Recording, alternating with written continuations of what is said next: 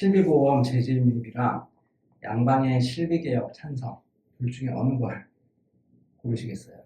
맞아, 그게 중요해. 둘 다 필요합니다. 둘 다 필요하다고요. 근데 네. 이런 선호가 있잖아요. 저는 같이 할 수 있다고 봤습니다. 그게 이제 조금 이해가 안 되죠. 이해가 안 되죠. 제가 그 회장으로 나오려고 했을 때 제일 큰 목표가 실손보험 맞아요. 그러신 거 같아요. 재진입이 공약 중에 있었습니다. 왜냐하면 데이터를 봤더니 우리 한의과가 그 환자 수, 그 다음에 각 한의원당 매출이 2014년을 기점으로 꺾이기 시작했습니다. 네. 근데 왜 도대체 2014년을 기점으로 꺾였느냐? 이거를 분석해 봤더니 2009년에 실손보험 표준약관 제정할 때 한의과하고 치과가 실손보험 비급여가 실손보험 보장 대상에서 제외된 거예요. 그게 5년 후에 여파가 나타나기 시작한 거예요. 왜 그러냐면 치과는요, 실손보험에서 보장을 해주나 보장이 안 되나 크게 영향이 없는 게 치아가 아프면 치과에서 독점하고 있어요. 그죠? 그러니까 실손보험이 되면 조금 일찍 치료를 받을 거고, 실손보험이 안 되면 좀 참았다가 하겠죠. 자기 돈을 다 내야 되니까. 그죠? 그렇지만 어쨌든 치과 안에 있습니다. 독점하고 있으니까. 그런데 한의과하고 양방은 같은 대상의 질병을 놓고 서로 경쟁하고 있는 관계거든요. 그죠? 그런데 한쪽은 비급여까지 실손보험에서 보장을 해주고 한쪽은 안 해주는 거는 마치 휴대폰을 LG, 삼성 두 회사에서 만드는데 한 회사 거는 보조금을 줘서 싸게 살 수 있게 해주고 한 회사 거는 온전히 자기 돈을 다 내서 사라고 하는 거하고 똑같은 거예요. 즉 경제력을 가지고 국민의 의료 선택권을 제한해 왔던 겁니다. 그게 2009년부터 지금 15년, 16년째 이어지고 있는 일입니다. 그래서 이게 문제가 있다고 해서 그때 당시 중앙에서도 이 문제를 제기를 했고 그래가지고 2014년에 국민권익위원회에서 면밀하게 조사한 끝에 국민권익위원회에서 치료 목적이 명확한 한의 비급여는 실손보험 보장 대상에서 포함하도록 권고를 했습니다. 금융위에도 권고를 했고 보건복지부에도 권고를 했습니다. 그런데 그로부터 10년이 지난 지금까지 전혀 개선이 안 되고 있는 거죠. 국민권익위의 결정은 굉장히 큰 의미를 갖습니다. 권위가 있는 곳이고 객관적으로 조사해서 한 거예요. 근데도 그게 안 바뀐 거예요. 저는 이게 우리 한의사들만의 생각이냐라는 생각이 있어서 여론주도층의 여러 기자들, 언론인, 정치인 또 뭐 일반 국민들한테까지 다 물어봤어요. 이 상황에 대해서 설명하면 이거 말이 안 된다. 왜 한의과만 그동안에 그렇게 차별을 받았지? 라고 이야기해요. 국민 누구나 다 이건 불공정하다고 생각해요. 불공평한 거잖아요. 그로 인해서 우리 한의계가 엄청난 피해를 받고 그동안에 피해본 금액이 얼마나 큰지 모릅니다. 양방이 갑자기 이렇게 시장이 좋아진 거는 실손보험 때문입니다. 양방이 커트라인이 높아진 게 그것 때문에 우리 구말 영초 얼마나 한의사들 커트라인 좋았어요. 실손보험이 안 들어가면서 이렇게 된 거예요. 이거 개선해야 되지 않습니까? 저는 이거 개선되기 전까지는 발 뻗고 못 잘 것 같아요. 그 구체적인 개선 방법은 그때 그걸 이제 말씀해 주시죠. 그러면 우리가 그동안에 어떤 준비를 했느냐. 손보사에서 이야기했던 그때 당시에 문제 제기가 있습니다. 한의과는 의료기관마다 치료 프로토콜이 너무 차이가 났다. 네? 그 다음에 두 번째는 보약과 치료약의 구분이 애매하다. 뭐가 보약이고 뭐가 치료약인지 모르겠다. 세 번째는 모럴 해저드가 굉장히 심각하다. 이런 거였죠. 자, 근데 이게 지금은 상황이 바뀌었습니다. 지금 각 의료기관마다 치료 프로토콜이 다른 거는요. 우리가 표준 임상 진료 지침이 74개 질병까지 만들어졌습니다. 또 24개 질병을 지금 준비하고 있습니다. 그래서 이 정도 상병명만 가지고도 충분히 해낼 수 있습니다. 그래서 상당한 우리 표준 임상 진료 지침이 만들어졌다. 두 번째, 보약과 치료약의 구분이 애매하다. 이것도 아직까지는 우리 회원들 중에서는 보약이 어디 있느냐, 전부 다 치료약이다 주장하는 분들도 있고, 녹용도 치료약으로 쓸 수 있다 이렇게 하는 분들도 있죠. 그러나 이런 걸 가지고 국민과 손보사를 설득할 수는 없습니다. 그래서 저는 이거는 금액으로 제한하면 된다. 1세대처럼. 네, 그래서 예를 든다면 뭐 치료약은 뭐 30만 원 이하, 네? 보약은 40만 원 이상, 뭐 이렇게 한다거나, 네? 녹용 약재를 가지고 할 수 있는데 녹용도 그럼 조금만 넣을 수도 있잖아요. 그러니까 금액으로 제한을 하는 게 가장 깔끔하게 그들을 설득시킬 수 있습니다. 그 다음에 모럴 해저드는 1세대, 2세대 실손보험은 그 개선하기가 어려웠는데 3세대, 4세대로 가면서 좀 바뀌었습니다. 보험료의 할인 할증이 적용됐잖아요. 자동차 보험처럼. 그래서 이제는 국민들도 내가 무조건 그 한약이 된다고 해서 한약을 계속 먹지는 않을 거다. 왜냐하면 그러면 그 다음에 보험료가 올라가니까. 그래서 이것도 상당 부분 통제가 가능하다. 특히 제가 이런 주장을 가지고 사실은 그 불공정함에 대해서 헌법소원을 하겠다고 그 공약에 내걸고 나왔었거든요. 그래서 헌법소원도 사실은 추진을 할 겁니다. 그런데 또 하나, 지금 이제 의료개혁특위에서 실손보험을 대폭 개선하기로 한 거죠. 그죠? 처음에는 실손보험의 문제 때문에 양방에서 너무 모럴 해저들 많이 일으키고 사실은 많이 빼먹은 것도 있고 그래서 대폭 축소하려고 하는 거예요. 네. 그런데 실손보험의 부작용 때문에 실손보험 혜택을 대폭 축소하려고 하는데 한의과는 넣어달라고 하는 게 이게 먹히겠느냐. 맞죠. 이렇게 회의적인 시각을 가진 분들도 많았어요. 네. 네. 그런데 의료개혁특별위원회에 제가 계속 참여하면서 들어봤더니 보험사도 고민이에요. 금융위도 고민이에요. 5세대 실손보험으로 대폭 축소한 걸 내놓으면 국민들이 갈아타겠느냐. 맞아요. 이거에 대한 고민이 있는 거예요. 맞아요. 그래서 뭐 1세대, 2세대 실손보험을 그 보험사에서 그 가입비의 10배를 주고 재매입을 하려고 하는 생각도 갖고 있고, 네? 또 3세대, 4세대는 어차피 기간이 지나면 다시 재계약을 해야 되거든요. 그래서 그거는 또 5세대로 넘어가게 하고, 이런 생각을 갖고 있는데 국민들의 저항이 많다. 즉, 이 실손보험 개편안이 그대로 발표되면 국민 수용성이 높지 않다는 거예요. 그래서 국민 수용성을 높이기 위해서 뭐 임신 출산 진료비를 다시 실손보험에 넣겠다고 한다거나 뭐 이런 것들을 그들도 고민하고 있어요. 그래서 그렇다면 이때 한의과 치료 비급여를 넣자. 치료 목적이 명확한 거. 그리고 아까 말한 대로 우리가 그동안에 15년 동안 개선시켜 놓은 게 있잖아요. 그래서 양방이 대폭 축소하는 실손보험을 그 조건을 우리도 그대로 받는다.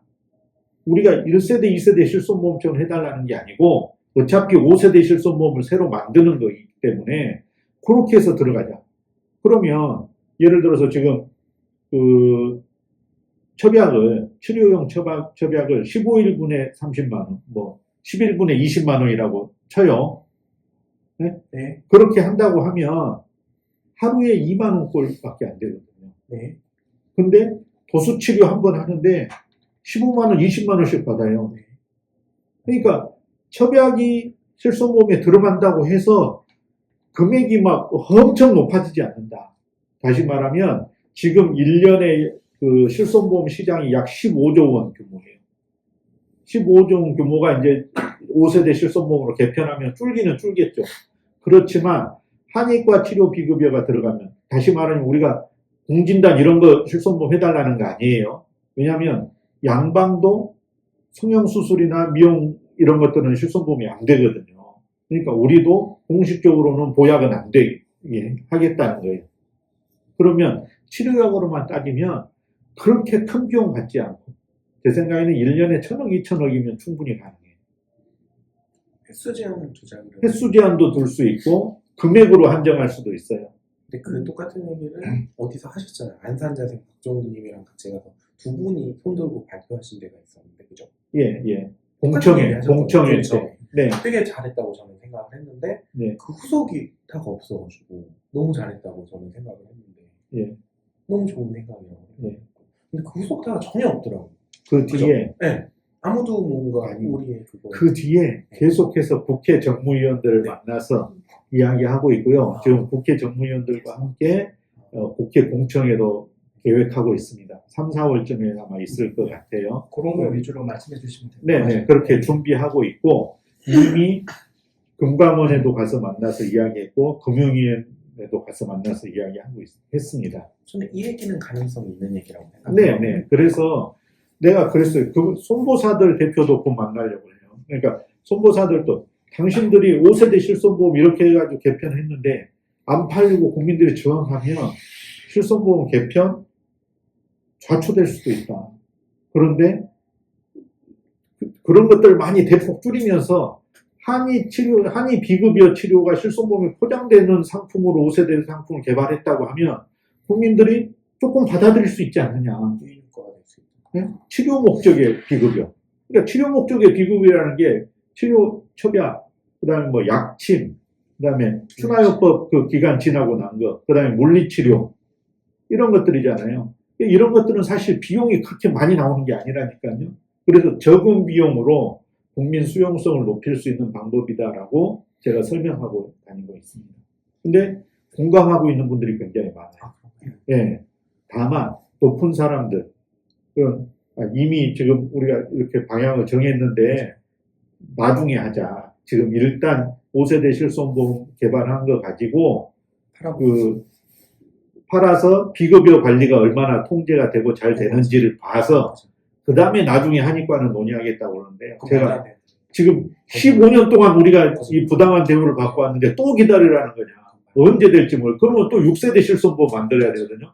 한 세대당 실손보험 새로 개발할 때 한 5년씩 걸리면서 지금 하고 있어요. 그래서 이거는 이번에 개편할 때 빨리 들어가야 된다. 그래서 지금 적극적으로 이제 예. 그래서 제가 열심히 하고 있습니다. 저는 그러니까 네. 한의학에 특혜를 요구하는 게 아니다. 양방하고 똑같은 조건에서 할 수 있게만 해달라. 다시 말하면 실손보험 이번에 그 5세대로 개편하는 것에 그걸 반대하는 게 아니고 그 개편의 방향에는 찬성을 하는데 다만 한 가지 그동안 부당하게 제외되었던 치료 목적의 한의 비급여 요거까지 포함해가지고 해달라는 겁니다. 그런 방법으로 하고 있고 또 그 환자단체 그 협회하고도 그 설문도 추진하고 있고요. 또 여러 시민단체들이 있습니다. 시민단체하고도 같이 보조를 맞춰서 공청회도 하고 그래요. 왜냐하면 한의사들만 요구해봐야 그쵸. 설득력이 떨어지니까 시민단체들하고도 같이.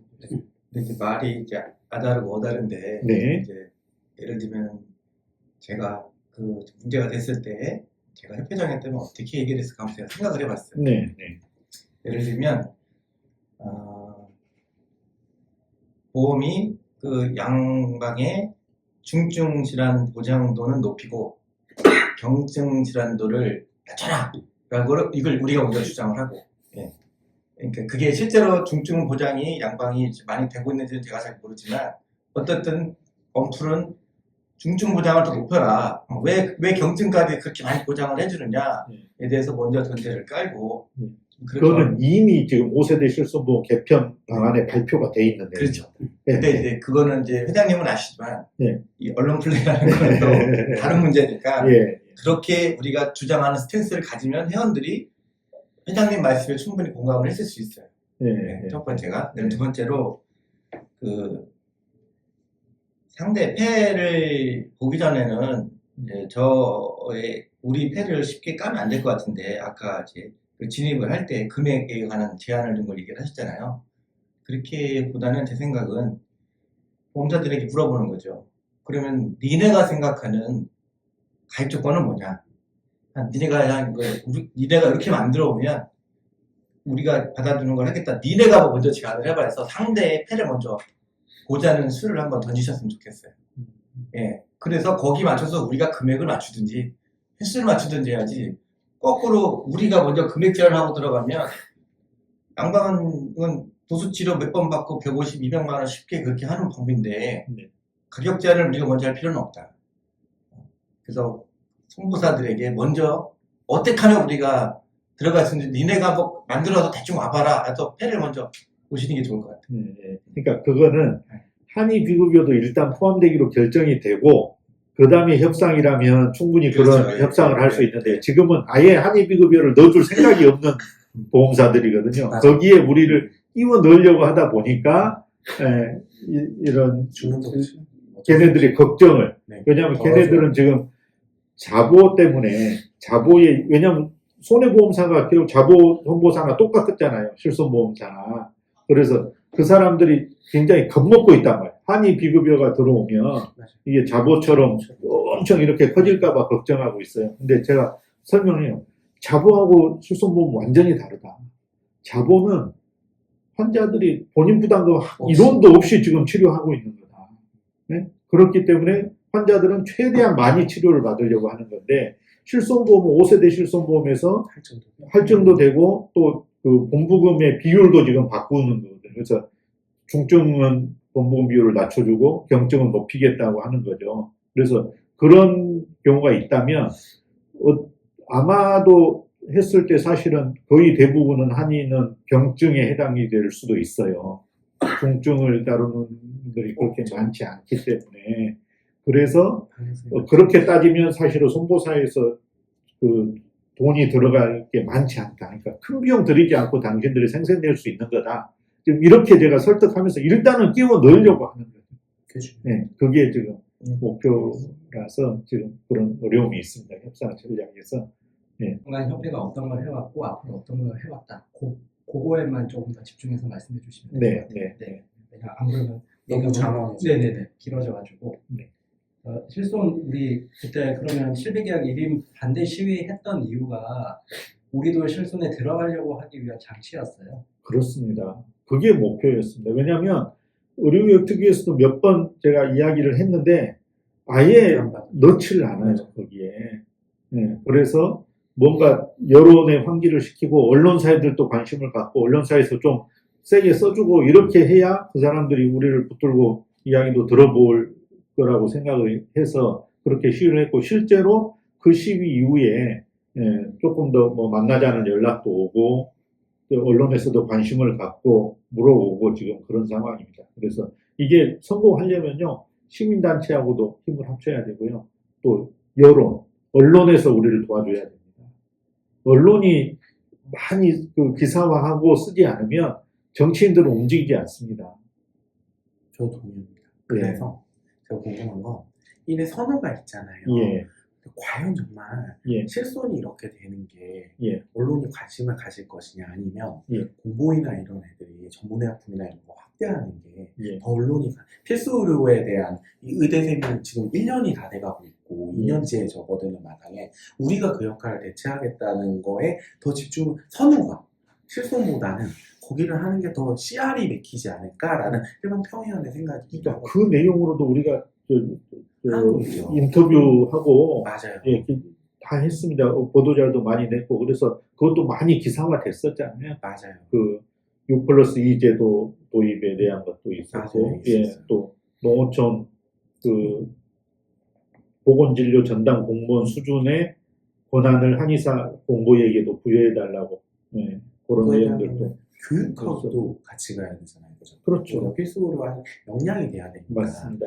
그쪽에 대해서 어떻게 생각하실까요? 너무 중요한 마음이긴 한데 교육이 그쪽으로 이루어지는 게 회장님이 그쪽 생각이 있으신지 교육개혁이나 이런 거에 대해서. 교육개혁이요? 네. 당연히 교육개혁은 관심이 많이 있습니다. 그러니까 우리 한의과대학의 교육개혁의 가장 큰 목표는 한의사들이 의권이 조금 더 확대되는 겁니다. 맞습니다. 의권을 확대하기 위한 교육이어야 되잖아요. 교육개혁이어야죠. 그게 목표죠. 그 구체적인 방안으로 첫 번째는 일단 국가고시에 우리 한의 재활요법의 내용이 재활의학의 과목도 포함이 돼야 되고 문제도 나가야 됩니다. 그래서 한의 재활의학 과목을 포함시키기 위한 국시에 포함시키기 위한 노력 이 첫 번째 들어가야 될 거고요. 두 번째는 그 교과서에 있는 한의학의 정의, 한의학의 정의가 아직도 뭐 인체를 소우주로 보고 뭐 이런 내용이 지금 교과서에 있거든요. 그래서 여기에서 탈피해야 된다. 그래서 한의학 정의를 다시 세우기 위해서 지금 준비를 하고 있습니다. 그래서 각 학회 또 학교 이런데 그 제안을 해가지고 그런 제안을 모아서 우리가 다시 지금 한의학 정의를 세우려고 합니다. 네. 세 번째는 그 임상술기센터라는 게 있습니다. 지금 의과대학의 의대 중에서 국립대학교 의과대학에는 전부 임상술기센터를 만들어서 본과 3학년, 본과 4학년, 그 다음에 졸업 후 교육까지 그 임상술기센터를 만들어서 하고 있거든요. 그래서 이것도 우리 그 한의계 내에도 이 임상술기센터를 만들어야 된다. 그래서 각 학교마다 아니 모든 학교에는 안 해줄 것 같아요. 몇 개 학교에 그래서 뭐 우선 하나 네, 아니면 몇 개, 2개, 하나, 전국이 11개가 있으니까 네. 이렇게 지역별로 나누어서 이런 것들을 그 신설해야 된다고. 왜냐하면 양방을 해줬으니까 국립 나라가 만들어줄게요. 국립입니다. 국립. 그래서 우리도 국립 임상술기센터가 만들어져야 된다고 하고 그런 것들을 추진을 하고 있습니다. 통전에 대한 의견은 어떠세요? 통합 전문. 아, 통합 전문이요. 그러니까 전문의 제도 역시 지금 우리가 이제 그 여러 가지 정부의 사업에 들어가려고 하면 자꾸 전문의들, 양방은 맞아요. 전문의들에게 지금 그거 있는데 한의과는 전문의가 제대로 숫자가 없어요. 너무 적고 이러니까 그 우리에게 큰 도움이 안 되잖아요. 맞아요. 그래서 우리 모든 회원들이 조금 더 전문의가 될 수 있도록 하는 방안을 다시 지금 추진을 하려고 합니다. 과거에 조금 하려다가 안 맞아요. 됐잖아요. 반대가 너무 지금 심했잖아요. 치과는 통합 전문이라고 할지는 아직은 알 수 예, 없고 맞아요. 치과도 한번 그렇게 해가지고 지금 대부분 뻥튀기 됐잖아요. 예, 전문의들이 만들어졌잖아요. 그래서 우리도 그렇게 할 수 있는 방안을 지금 찾고 있습니다. 연구하고 있습니다. 네. 그거를 교수님과 하는 건가요? 학교와 하고 있는 건가요? 방안 어떻게 찾는지 궁금해요. 아니 우리도 안을 만들고 안을 협회에서 안을 만들고 또 그 제일 문제는 이제 그동안의 전문의 협의회 네. 또 전공의 협의회에서 결사 반대를 해요. 자기들은 어렵게 전문의를 땄는데 네네. 모든 사람한테 다 전문의를 주면 네.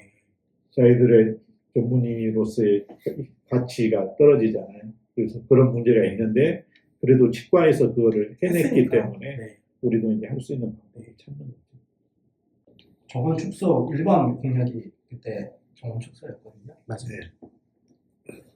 지금 1년 동안 정원 축소를 위해서 어떤 노력을 해왔고 또 구체적인 로드맵. 네. 일단 저는 그 45대 집행부는 정원 축소에 찬성하고 적극적으로 추진하고자 하는 기조를 갖고 있습니다. 네? 그래서 지금 그 졸업 후 최근 2, 3년 그 졸업하신 분들에 대한 취업 현황을 조사를 했습니다. 그래서 이제 그게 취업이 많이 안 되면 정부에 요구할 수 있잖아요. 정원 축소를. 근데 조사를 해봤는데 생각보다 취업률이 좋았어요. 그래서 좀 어려움이 있지만 어쨌든 또 방법을 찾고 있습니다. 그래도 그 의료 인력 수급위원회도 이제 만들기로 했고요. 지금 이제 양방은 일단 그 의료 인력 수급위원회가 의사들 먼저, 정부에서는 의사들 먼저 하고, 그 다음에 이제 뭐, 한의과, 치과, 뭐, 간호과, 뭐, 이렇게 지금 가겠다는 계획을 갖고 있는데, 저는 이제 항상 이야기합니다. 우리가 보건의료 이원화 제도를 채택하고 있기 때문에, 의사 인력과 한의사 인력은 항상 뗄래야 뗄 수 없는 관계다. 그래서 우리도 당사자다. 그래서 한꺼번에 같이 조정을 해야 된다고 주장을 하고 있는데, 일단은 뭐, 정부에서는 일단 의사들부터 지금 뭐 파업 중이니까, 그래서 그분들 먼저 하겠다는 건데요. 뭐 그렇다 할지라도 그 조만간 한의과에 대해서도 그 정원을 논의하는 그런 정부의 공식 기구가 만들어질 것 같습니다. 제가 몰라가지고 서남대처럼 한의계 인증평가 빡세게 해서 폐교시켜버리는 거. 그러니까 뭐 그 한평원의 네. 그 인증평가는 인증평가대로 계속 진행이 되고 있습니다. 그래서 한평원도 결코 기준을 줄이지 않고요. 하고 있는데 뭐 한 번 저희가 통과가 안 됐다고 해서 바로 폐교에 가는 게 아니고 그것도 다 이미 법에 정해져 있는 절차가 있습니다. 그래서 그 순서대로 지금 하고 있는 데도 있고요. 뭐 어쨌든 여러 방법을 활용하고 있고 또 학교 교수님들은 아무래도 정원 축소에 찬성하기가 좀 어려운 입장들이 있어서 이거를 이제 이 허들을 넘기 위해서 정원 축소에 관한 것도 전회원 투표를 통해서 뭐 압도적으로 정원 축소를 찬성하는 분들이 많으면 그 데이터를 가지고 또 학교 교수님들을 만나서 설득할 수도 있지 않을까. 정원의 인력이 지금도 뽑히나요? 그때 많이 줄였죠. 네, 많이 줄였습니다. 아예 없진 않죠. 정원의 인력은 원래는 이제 2016년, 17년 당시에 그러니까 의대는 5%였는데 치대랑 한의대는 일단 10%였었습니다. 그래서 그거를 취업이랑 한의업이 연대를 해가지고 5%로 줄인 상황이고요. 그래서 정원의 입학이 그렇게 현재 많은 상황은 아닙니다. 많은 상황은 아니지만 뭐 저희가 해야 될 거는 당연히 기본 정원을 줄여야 되는 게 있기 때문에 그래서 이미 지난해에도 보건복지부에 매년 보건복지부에서 각 단체별로 이제 그러니까 보건의료 인력 어떻게 하고 의견을 달라라고 할 때 이미 이번 협회에서는 30% 이상 줄여야 한다라고 의견을 제시를 했고요. 그래서 아마 올해 보건의료 인력 수급 추계 연구되면은 저희는 똑같은 기조로 해서 계속 최소한 30%는 줄여야 한다라는 거에 대해서 모든 수단을 다 써서 이제 진행을 할 예정입니다. 참 그거 빠뜨렸네. 복지부에서 조사 네. 온 거였죠. 한의계 의견이 뭐였느냐. 그래서 우리는 정원 축소 의견 30% 줄여야 된다고 하는 의견을 우리가 제출을 이미 했습니다. 11월 말쯤. 제출은 조금 그 전에 했고요. 네. 이제 보수교육 온라인 이거 언제 되는지 그냥 간단하게. 온라인 보수교육은 2025년도 보수교육은 온라인으로 8.2 취득이 가능하도록 만들 겁니다. 네, 그것도 제 공약이니까 그건 반드시 지킵니다. 일부 반대하는 분들도 있지만 그럼에도 불구하고 해야 된다고 생각합니다. 다만 이게 회비를 납부하지 않고 보수교육 등록비를 하고 그것도 여러 학회 이런 데서는 또 회비하고 연동을 할 수가 없잖아요. 그분들은 회비 납부 상황을 확인하기가 어려우니까. 그래서 그런 데는 또 싸게 뭐 2, 3만 원 등록비 내고 뭐 이렇게 할 수 있는 수단으로 또 되고 있는 경향이 있어서 그렇게까지는 하면 안 된다. 그래서 이제 방법을 찾고 있습니다. 회비 납부율이 떨어지지 않는 범위에서 하는 방법을 구체적인 방법을 찾고 있습니다. 올해는 된다는 거. 된다는 거. 뭐 이사회를 통과해야 되지만 강력하게 통과해 주시지 않을까. 네. 그렇게 생각합니다. 좋습니다.